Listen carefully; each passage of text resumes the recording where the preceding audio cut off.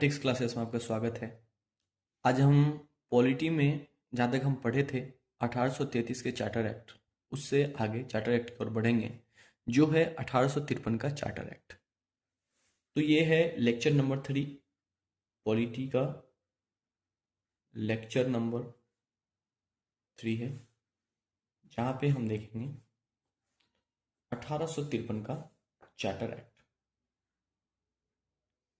1853 का charter act 1853 का charter act में ये इसलिए भी महत्वपूर्ण हो जाता है क्योंकि यह कंपनी के शासन के अंतिम चार्टर एक्ट है, जहां पे आगे 4 साल बाद यानी कि 1857 के सिपाही विद्रोह के बाद कंपनी का शासन पूरी तरीके से खत्म हो जाता है।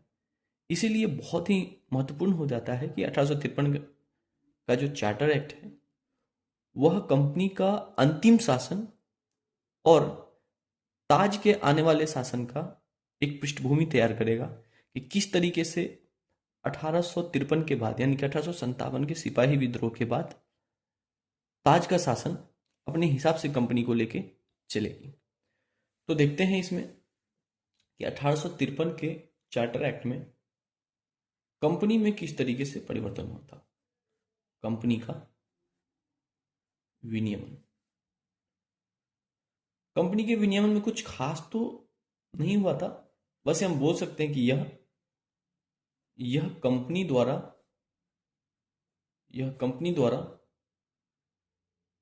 या कंपनी के शासन के अधीन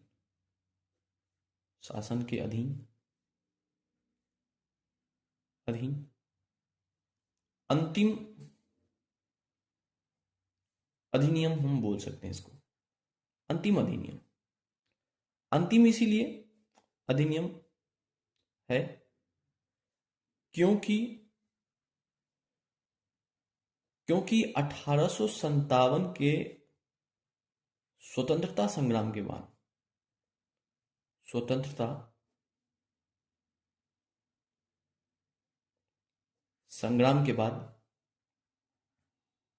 बाद कंपनी को पूरी तरीके से पूरी तरह खत्म कर दिया।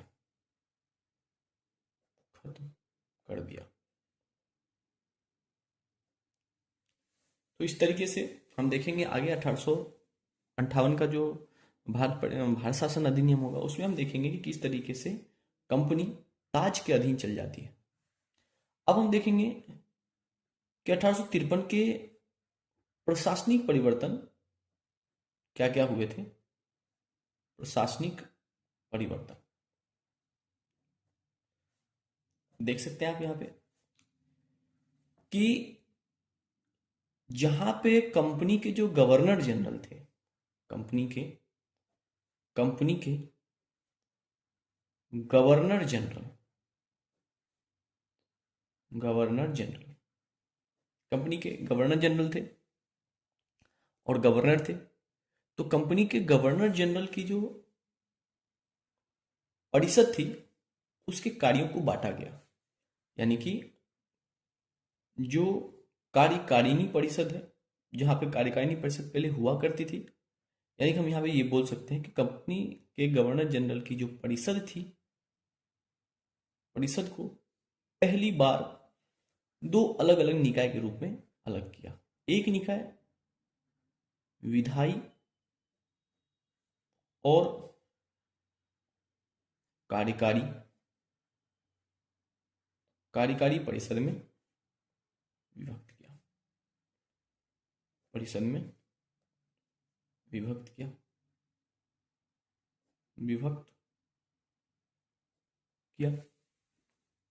यानी कि अब हम बोल सकते हैं कि कंपनी अब यहां से दो काम करेगी, एक विधायी अलग अलग और एक कार्यकारी। विधायी कहने का मतलब है कि यह भारतीय या केंद्रीय बोल सकते हैं, या केंद्रीय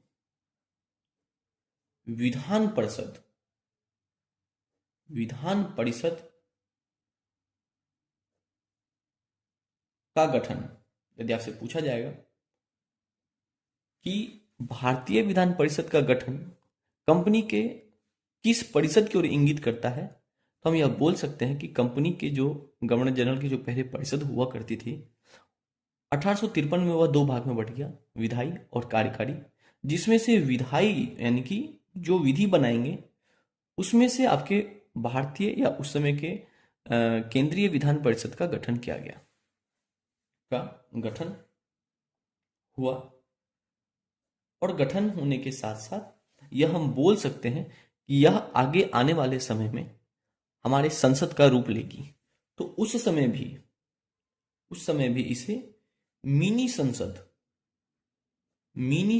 के रूप में देखा जाने लगा, मिनी संसद के रूप में देखा जाने लगा और विधान परिषद के सदस्य के लिए 6 नए सदस्य इसमें दिए गए, जहां पे कार्यकारी आप देखे होंगे पहले भी जो इसके गवर्नर जनरल की जो कार्यकारिणी परिषद थी उसमें भी सदस्य हुआ करते थे, 3 से बढ़ के 4 हुए। 1800 हमने 33 में देखा जिसमें लॉर्ड मैकाले आए थे। फिर आगे चल के क्या हुए, उसमें से 6 सदस्य और दिए और जो कार्यकारिणी परिषद है उसको 2 भागों में विभक्त कर दिया। तो यहां पे देखेंगे कि मिनी संसद के रूप में देखा और 6 नए सदस्यों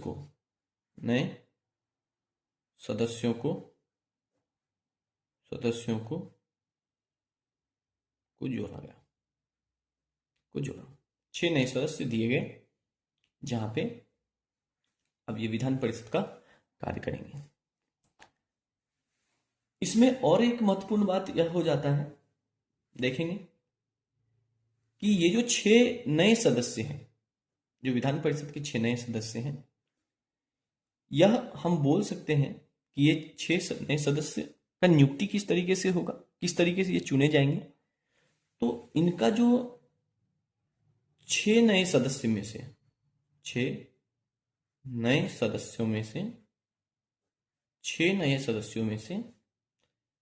4 सदस्य स्थानीय होंगे, स्थानीय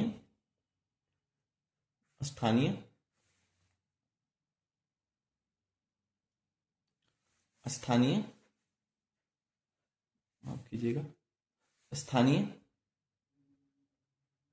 प्रतिनिधित्व होंगे, स्थानीय प्रतिनिधित्व करेंगे। कहने का मतलब यह है कि 6 सदस्य में से 4 सदस्य जो है, यानी कि इनको कौन, इनको प्रांतीय विधायिका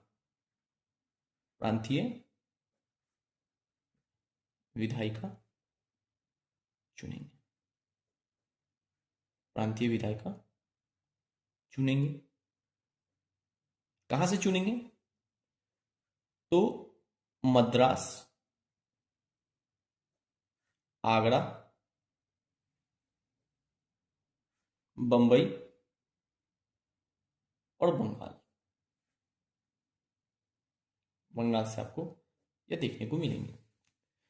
तो कुल मिला के यहां पे ये बात हुई कि 1853 के चार्टर एक्ट में प्रशासनिक परिवर्तन में सबसे महत्वपूर्ण बात यह हुआ कि इसके 2 अलग अलग निकाय के रूप में ये काम करेंगे, पहला विधायी और दूसरा कार्यकारी। कार्यकारी परिषद पहले से भी था, मगर अब उसको विभक्त कर दिया विधायी में भारतीय विधान परिषद आएंगे और विधान परिषद ही आगे आने वाले हम लोगों का संसद का रूप लेगा। इसीलिए उस समय इसे मिनी संसद के रूप में देखा जाने लगा और इसमें 6 नए सदस्य को जोड़ा। 6 नए सदस्य का चुनाव कैसे होना था, नियुक्त कैसे करेंगे उनको, तो स्थानीय प्रतिनिधित्व का होना चाहिए। अब हम देखेंगे इसके अन्य परिवर्तन देखेंगे कि किस तरीके से अन्य परिवर्तन हम लोग पढ़े थे। 1833 का चार्टर एक्ट अधिनियम कि उसमें से उस समय क्या हुआ था कि खुली प्रतियोगिता के लिए एक अधिनियम लाया गया था, एक विधेयक लाया गया था जिसे जो लॉर्ड विलियम बेंटिक थे या उस समय जो भी रहे होंगे, उस चार्टर एक्ट के दौरान उसको रद्द कर दिया गया और कहा गया कि खुली प्रतियोगिता का आयोजन नहीं किया जाएगा, यानी कि सिविल सेवा के लिए खुली प्रतियोगिता का चयन नहीं किया जाएगा। उस बात को यहां पे एक्सेप्ट कर लिया गया, यानी कि हम बोल सकते हैं यहां पे कि सिविल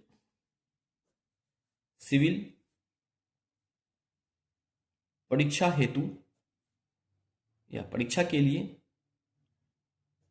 खुली प्रतियोगिता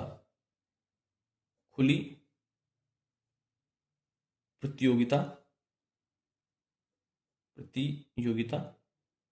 के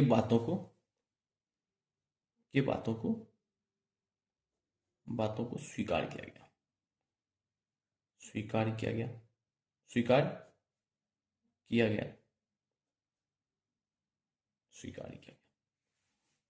ठीक है, अब हम देख सकते हैं यहां पे कि इसका इंपॉर्टेंस बहुत ही ज्यादा इसका इंपॉर्टेंस हो जाता है, क्योंकि सबसे पहले आप यहां पे देख सकते हैं कि विधान परिषद का गठन होना, यानी कि यह भारत में संसदीय व्यवस्था का एक नींव डाल रहा है। यानी कि इसे बोल सकते हैं कि इस एक्ट में या इस चार्टर अधिनियम में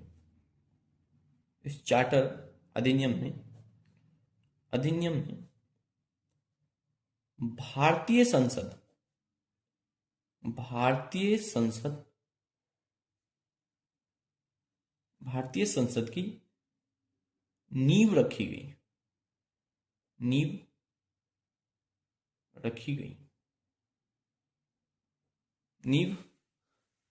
गई बोल सकते हैं यहां पे पहला। दूसरा इंपॉर्टेंस क्या हुआ कि पहली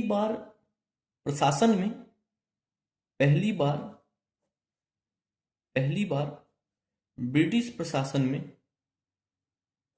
प्रशासन में स्थानीय प्रतिनिधित्व को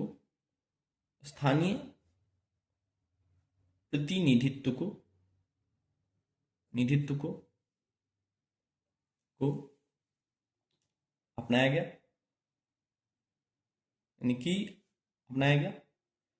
यानी कि ये जो 6 नए सदस्य जोड़े थे उसमें से 4 सदस्य जो थे स्थानीय प्रतिनिधित्व के होंगे।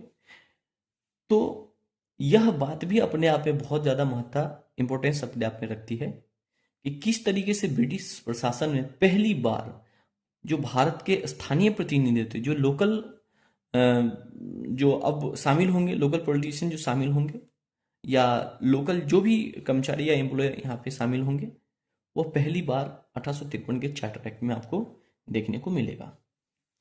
और तीसरा तो आपको दिख रहा होगा कि खुली प्रतियोगिता की शुरुआत हुई,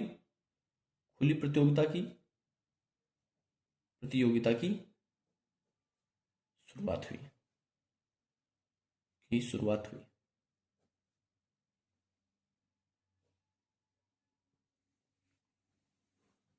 यानी कि हम बोल सकते हैं कि इस तरीके से 1853 का चार्टर एक्ट अपने आप में बहुत इंपॉर्टेंट हो जाता है। मैं कुछ आप लोगों को नोट करके एक पॉइंट लिखाना चाहता हूं कि आपको पूरे चार्टर एक्ट में 3 परिषद देखने को मिलेंगे। एक आप देखे होंगे गवर्नर जनरल की कार्यकारिणी परिषद, जो शुरू से ही आ रहा है, आपको दिख रहा होगा कार्यकारी परिषद, जिसमें से शुरू में 3 सदस्य थे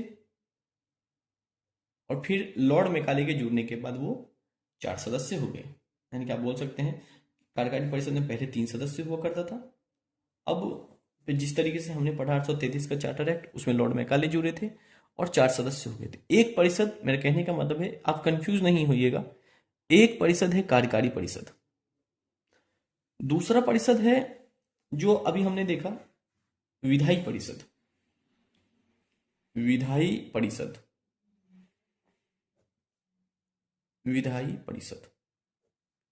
ठीक है, जहां पे आपको 6 सदस्य दिए गए। आगे चल के हम पढ़ेंगे 6 से 12, 12 से 16, 16 से 60 और 60 से फिर हम ये संविधान सभा का रूप ले लेगी, विधायी परिषद। एक अभी हम पढ़ेंगे 1858 के वायसराय मतलब राज्य सचिव का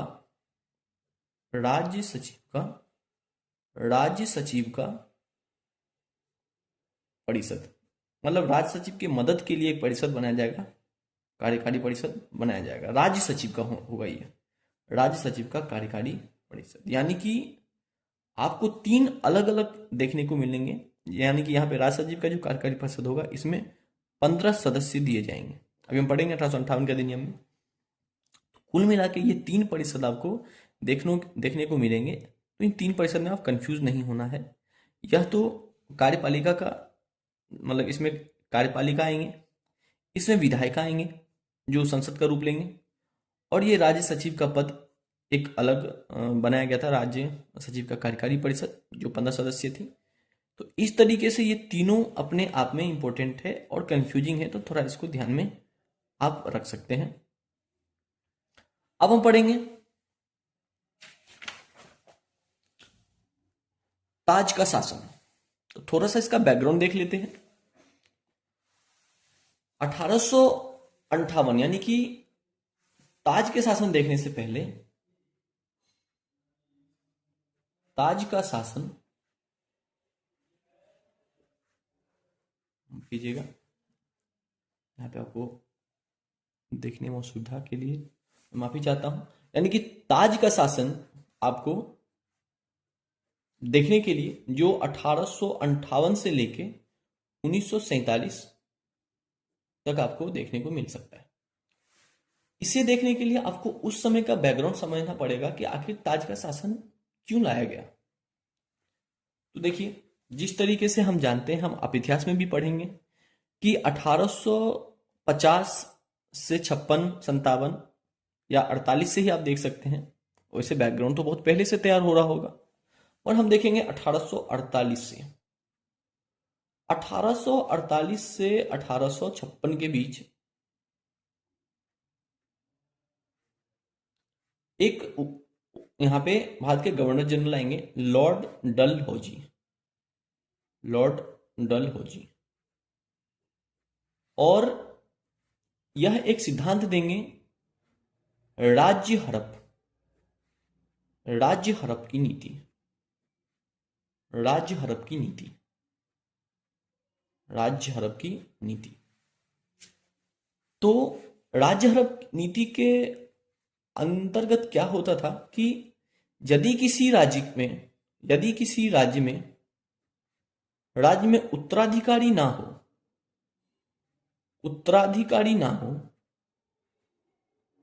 मतलब किसी भी कारण से उत्तराधिकारी ना होना, या मतलब किसी भी तरीके से राज्य विलय कर देना, तत्कालिक कारण कुछ और था, भी मैं बताऊंगा। उत्तराधिकारी ना होने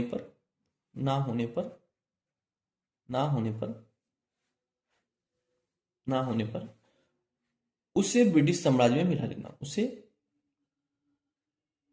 ब्रिटिश साम्राज्य में मिला लेना। तो बहुत सारा जगह था, जैसे झांसी, सतारा, ये सभी जितने भी थे, उन सभी को राज्य हड़प नीति के अंतर्गत ब्रिटिश साम्राज्य में शामिल कर लिया था, जिस कारण से देश में बहुत आक्रोश का माहौल था उस समय। उसी समय अवध को कुशासन के आधार पे, अब इसमें यह कहा गया कि आपके जो अवध साम्राज्य है, अवध राज्य है, उसके अंतर्गत आपका जो शासन है वो सुचारू रूप से नहीं होकर कुशासित हो गया है। यानी कि कुशासन के आधार पर अवध को क्या किया, कुशासन के आधार पर ब्रिटिश साम्राज्य में उसे मिला लिया, ब्रिटिश साम्राज्य में मिला लिया था। एक तो ये काम किया था 1857 में। दूसरा जो कारण था उस समय था मंगल पांडे उस समय ब्रिटिश सैनिक थे, मंगल पांडे ने जो विद्रोह किया था, मंगल पांडे का विद्रोह, ये हम पढ़ेंगे इतिहास में बहुत अच्छे से। इसमें क्या मामला था कि जो जितने जो सैनिक थे, मंगल पांडे क्या थे, सैनिक थे, रेजिमेंट के एक सैनिक थे, 34वीं इन्फेंट्री के। तो ये जो सैनिक बंदूक इस्तेमाल करते थे, उसमें सुअर का चर्बी उसके कारतूस में प्रयोग किया गया था, जिसके कारण से वह यह विद्रोह हुआ था। इसके इन्हें फांसी की भी सजा दी गई थी, जिस कारण से यह विद्रोह और उग्र हो गया। और उसी समय अवध का जो आधा हिस्सा था, यह आप इतिहास में अच्छे से पढ़ेंगे, अवध का आधा हिस्सा जो है वो मतलब ब्रिटिश साम्राज्य में मिला लिया था। तो और भी बहुत सारी बातों को देखते हुए उस समय का जो माहौल था बहुत ही उग्र हो गया था। इस कारण से 1857 का विद्रोह आपको देखने को मिलेगा। और 1857 के विद्रोह में जो अंग्रेजों ने यह बात देखी, वह समझ गए कि अब कंपनी के हाथों में शासन देना, यानी कि कंपनी का शासन चलाना भारत में बहुत ही मुश्किल हो जाएगा। इस कारण से पूरा का पूरा कंपनी जो है वह ताज अपने अंदर ले लेता है। और पहला अधिनियम ताज के अंतर्गत जो आता है वह है 1858 का 1858 का चार्टर, सॉरी, शासन अधिनियम, शासन अधिनियम, शासन अधिनियम। अब जितने भी अधिनियम आएंगे वह ताज के अंतर्गत आएंगे और यह कहलाएंगे भारत सरकार का अधिनियम, भारत सरकार शासन अधिनियम।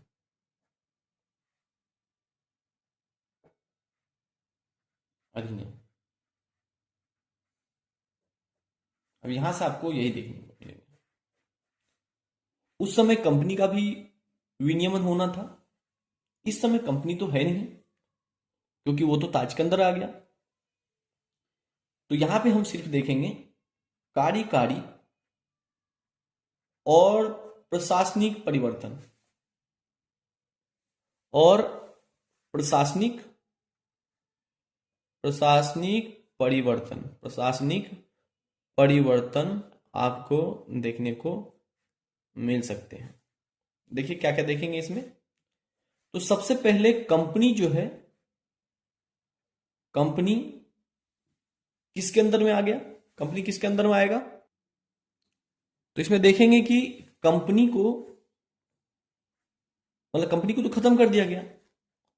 तो इसमें क्या क्या सुधार किए जाएंगे। तो कंपनी के अंदर में जो भारत के गवर्नर जनरल है, कंपनी के भारतीय गवर्नर जनरल, भारत के जो गवर्नर जनरल थे, गवर्नर जनरल था, उसे भारत का वायसराय, भारत का वायसराय का पद दिया गया, वायसराय का पद दिया गया। और जो पहले भारत के वायसराय थे, यानी कि हम बोल सकते हैं भारत के प्रथम वायसराय, प्रथम वायसराय एवं अंतिम अंतिम गवर्नर जनरल, गवर्नर जनरल कौन होंगे, Lord Canning, Lord Canning, Lord Canning, यह नाम याद रखिएगा। और अब क्या हुआ, क्योंकि अब सीधा कंपनी को कहां से गाइड गाइड कर रहा है, तो ब्रिटेन से, यानी कि ब्रिटिश संसद से। तो एक पद बनाया जाएगा, यानी एक पद बनाया जाएगा, एक नया पद बनाया जाएगा, माफ कीजिएगा, एक नया पद, नया पद, इसे क्या कहा जाएगा, भारत का राज्य सचिव, भारत का राज्य सचिव का सृजन किया किया जाएगा, का सृजन हुआ, सृजन हुआ मतलब बनाया, सृजन हुआ। और और इनके मदद के लिए, यानी कि इनके सहायता के लिए आपको 15 सदस्यीय 15 सदस्यीय परिषद का गठन किया जाएगा। परिषद का गठन किया गया। कहने का मतलब क्या है कि सबसे पहले भारत का वायसराय का पद दिया गया, जो भारत के गवर्नर जनरल थे, और एक नया पद बनाया गया ताकि भारत के अंदर कंपनी के विषय में, यानी कि अब जो शासन चलाया जाएगा ब्रिटिश साम्राज्य को लेके, ब्रिटिश साम्राज्य का जो शासन चल रहा है वो कैसा चल रहा है, इसका रिपोर्ट जाएगा भारत के राज सचिव को, और भारत के राज सचिव वहां के संसद को यह रिपोर्ट पेश करेंगे। तो भारत का राज सचिव एक नया पद बनाया गया और इनके सहायता के लिए 15 सदस्यीय परिषद का भी गठन किया गया। अब हम देखेंगे इसमें इसका इंपॉर्टेंस क्या है। तो एक और हम लोगों ने देखा था द्वैध शासन प्रणाली, उसे इसमें समाप्त किया गया। अब उस समय जो भी कारण 1857 के क्रांति का था उसे खत्म किया जाएगा। तो द्वैध शासन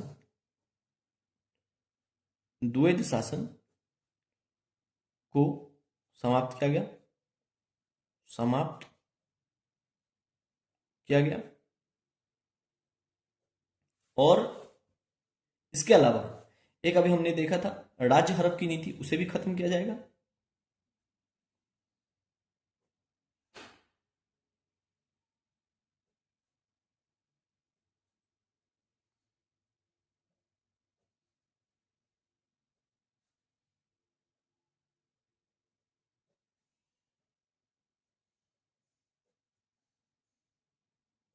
यहां पे यह मैं आपको बताना चाहूंगा कि यह द्वैध शासन कहने का मतलब आपने पढ़ रखा होगा 1784 का पीडीएम पिट्स इंडिया एक्ट में आपको देखने को मिलेगा बोर्ड ऑफ कंट्रोल और कोर्ट ऑफ डायरेक्टर्स, इसे खत्म कर दिया। ठीक है। उसके अलावा राज्य हड़प की नीति, इसके अलावा जो मतलब ये जो इसको बोलते हैं विकेंद्रीकरण करना, मतलब अभी तक जो 1833 में हमने देखा था वहां तक देखा था कि यह अंतिम केंद्रीकरण है शक्तियों का, यह विकेंद्रीकरण हो रहा है। तो हम यह बोल सकते हैं यहाँ पे, पहले हम इसमें देखेंगे और भी एक फैक्ट है, जैसे देसी रियासत, जो उस समय जो देसी रियासत था उसको बोला गया कि ठीक है आप स्वतंत्र रहिए, क्योंकि इसी कारण विद्रोह हुआ था। सब अलग अलग जगह, लखनऊ, कानपुर, दिल्ली, मेरठ, सब जगह विद्रोह हुआ था कि किस तरीके से आप उसकी स्वतंत्रता का हनन कर रहे हैं देसी रियासत का। तो उन्हें यह बोला गया कि ठीक है देसी रियासत को स्वतंत्र रहना है तो रह सकता है, किंतु स्वतंत्र रहना भी है तो ब्रिटिश सरकार के अधीन रहकर। तो हम यह बोल सकते हैं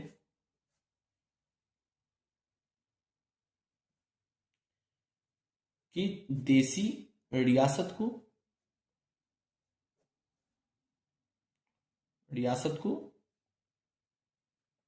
स्वतंत्रता का दर्जा दिया गया।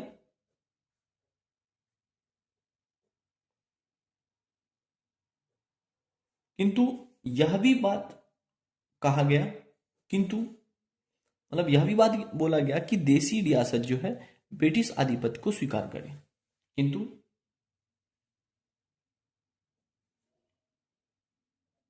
यह भी शर्त थी कि वो मतलब देसी रियासत ब्रिटिश आधिपत्य को स्वीकार करे, स्वतंत्रता एक बहाना था, ऐसा कुछ भी नहीं हुआ था। बस देसी रियासत को लगा था कि वो स्वतंत्र है, मगर उन पर भी ब्रिटिश आधिपत्य पूरी तरीके से हावी था। किंतु यह भी शर्त थी कि ब्रिटिश आधिपत्य को स्वीकार करें या ब्रिटिश आधिपत्य के अधीन रहे।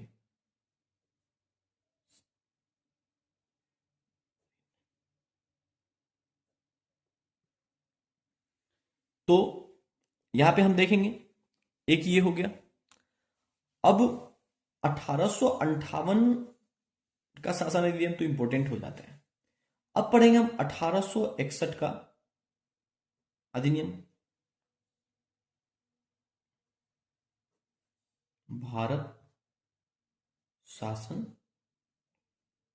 अधिनियम। इसमें क्या इंपॉर्टेंट है देख लीजिए। इसमें जो कार्यकारी और प्रशासनिक परिवर्तन होंगे, कार्यकारी और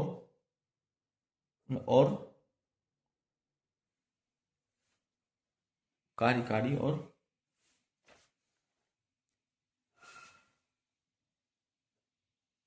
प्रशासनिक परिवर्तन में आपको देखने को मिलेंगे। क्योंकि यहां पे एक नया पद जो भी बहुत ही पावरफुल बनाया गया था, भारत का वायसराय, तो इन्हें कुछ ना कुछ विशेष पावर दिया जाएगा। तो एक पावर दिया गया था। देखिए, भारत का वायसराय कहने का मतलब अभी का राष्ट्रपति।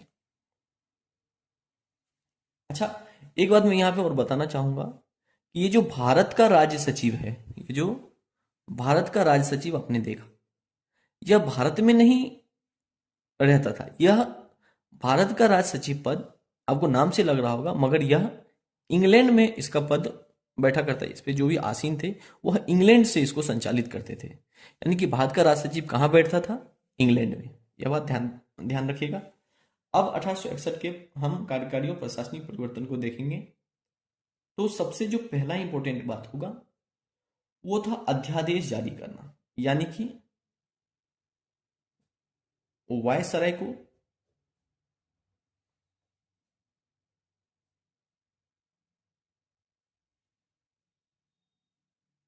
अध्यादेश अध्यादेश जारी करने की शक्ति दी गई।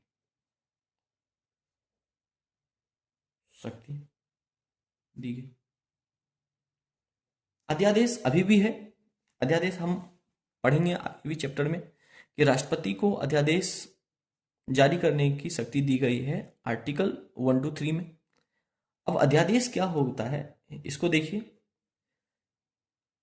उस समय भी यही था, अभी का भी समझ लीजिए, अभी का इंपॉर्टेंट है कि अध्यादेश का मतलब होता है, अध्यादेश का मतलब होता है कि जब लोकसभा और राज्यसभा सत्र में ना हो, सत्र में ना हो तो ना हो, और राष्ट्रपति को कोई कानून पास करना है, उन्हें लगता है कि यह कानून पास होना चाहिए, यह कानून अभी लागू होना चाहिए, तो लोकसभा और राज्यसभा के सत्र में नहीं होते हुए भी जो राष्ट्रपति राष्ट्रपति कोई कानून लागू कर दे ना हो, और राष्ट्रपति कोई कानून लागू कर दे, यदि उन्हें लगता है लागू कर दे, लागू कर दे।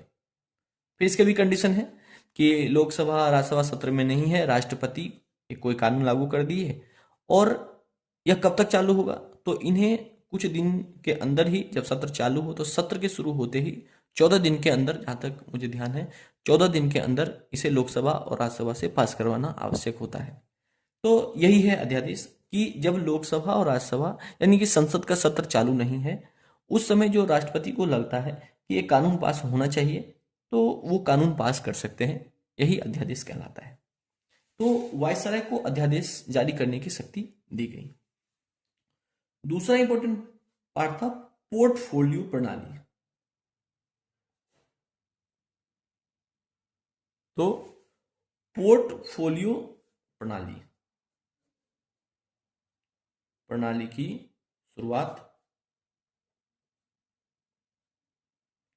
शुरुआत हुई।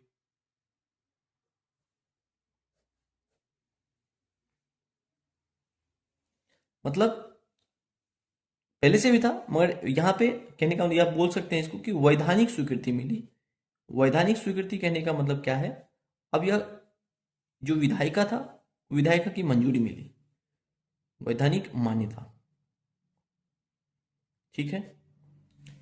अब इसके अंदर जो 1861 के भारत शासन अधिनियम में हम पढ़ेंगे,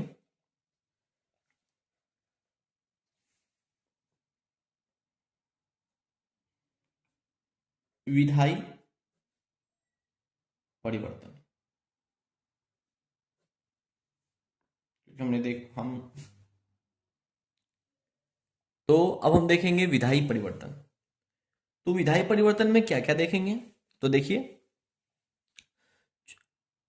अब विधान परिषद जो हमने पहले पढ़ रखा है कि भारतीय विधान परिषद 1853 के चार्टर एक्ट में आपको देखने को मिल गया, बस उसकी संख्या में बढ़ोतरी होगी।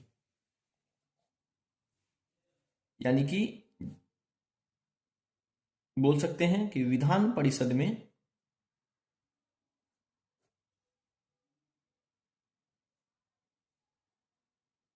विधान परिषद में सदस्यों की संख्या कितनी होगी, सदस्यों की संख्या 6 थी, हमने पढ़ा था 6 में से 4 जो स्थानीय प्रतिनिधित्व के थे, वह 6 से 12 हो गई, 6 से 12 हो गई। ठीक है, 6 से 12 हो गई।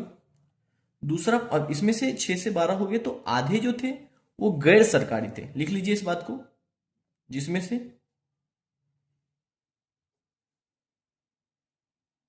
से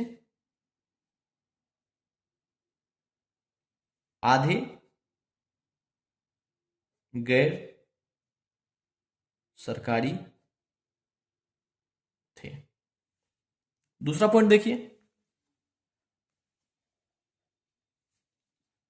कि इसमें पहली बार भारतीयों को शामिल किया गया। इसमें मतलब 3 भारतीयों को शामिल किया गया, 3 भारतीयों को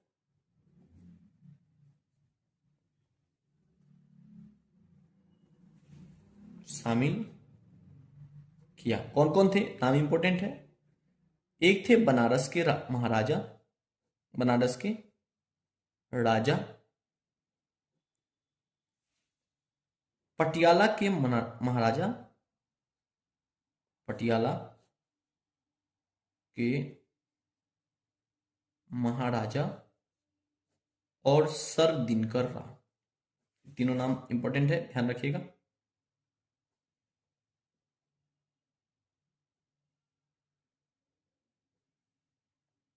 दिनकर राव।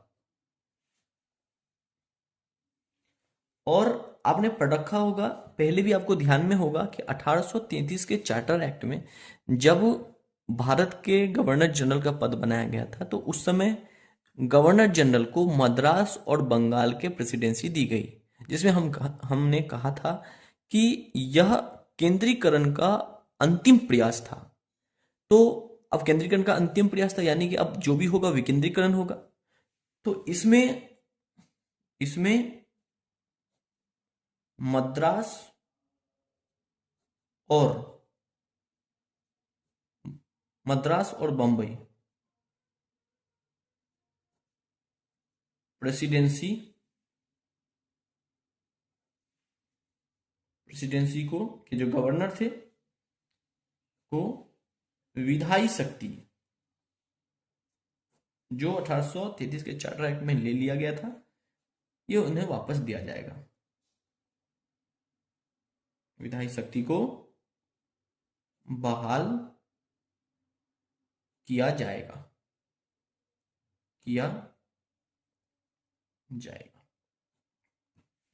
ठीक है। और इसमें हम यहीं पे देख लेंगे, छोटा सा पॉइंट है कि इंपॉर्टेंस देख लीजिए, छोटा सा ये पॉइंट है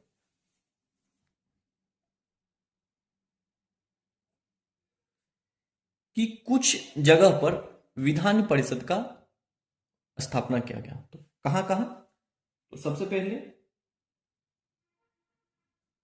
बंगाल में ही, उसके बाद उत्तरी